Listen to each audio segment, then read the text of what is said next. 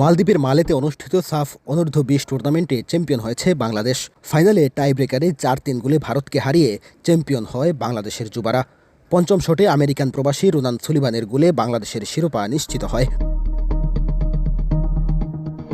নির্ধারিত সময়ের মতো টাইব্রেকারেও অনেক নাটকীয়তা হয়েছে। টসে জিতে ভারতের অধিনায়ক প্রথমে শট নেওয়ার সিদ্ধান্ত নেন। বাংলাদেশের গোলরক্ষক মাহিন প্রথম শট সেভ দেন। মুর্শেদ, চন্দন ও ফাহিম গোল করে বাংলাদেশের লিড ধরে রাখেন। বাংলাদেশের চতুর্থ শট নিতে আসেন সামুয়েল। এ সময় ভারতের গোলরক্ষক চোটের কারণে সময় ক্ষেপণ করেন। চিকিৎসা নেওয়ার পর পোস্টে দাঁড়ালে স্যামুয়েলের শট ক্রসবারে লাগে। তখন 4 শট শেষে স্কোরলাইন হয় 3-3। দুই দলের শেষ শটটি তখন খুব গুরুত্বপূর্ণ হয়ে ওঠে। ভারতের হয়ে এই টুর্নামেন্টে সবচেয়ে বেশি গোল করা ফুটবলার শট নিতে আসেন। তার নেওয়া শট পোস্টের অনেক উপর দিয়ে চলে যায়। বাংলাদেশ শেষ শটে গোল করলেই চ্যাম্পিয়ন, এমন সমীকরণে শেষ শট নেন আমেরিকান প্রবাসী রোনান সুলিভান। অনেক চাপের মধ্যেও তিনি শট পোস্ট রেখে গোল করেন। মালদ্বীপের মালে স্টেডিয়ামে বাংলাদেশের সমর্থকদের তখন উল্লাস। বাংলাদেশ চ্যাম্পিয়ন আবার সাফ অনূর্ধ্ব-20 টুর্নামেন্টে। প্রথমার্ধে বাংলাদেশের প্রাধান্য বেশি থাকলেও দ্বিতীয়ার্ধে ভারতের আক্রমণ বেশি ছিল। বল দখল ও আক্রমণ বেশি করলেও বাংলাদেশের রক্ষণ বা গোলরক্ষক মাহিনকে খুব বেশি ভয় ধরতে পারেনি।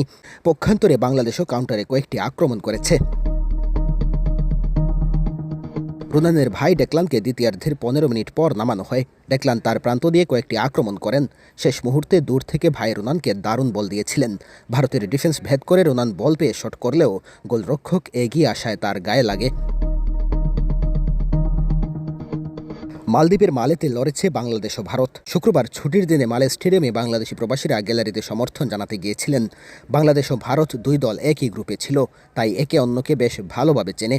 বাংলাদেশের আমেরিকান ফরোয়ার্ড রোনান সুলিভানকে তাই ভারত বেশ কড়া পাহারায় রেখেছিল। এরপরও রোনান তার দক্ষতা দেখিয়ে বেশ কয়েকটি শট নিয়েছেন। দুই দলই গোলের জন্য আপ্রাণ চেষ্টা করেছে। দুই দলই একাধিক গোলের সুযোগ পেয়েছে। বাংলাদেশের গোলরক্ষক মাহিন একাধিকবার পোস্ট থেকে বেরিয়ে এসেছিলেন। দুইবার বল গ্রিপে নিতে না পারলেও বিপদ আসেনি।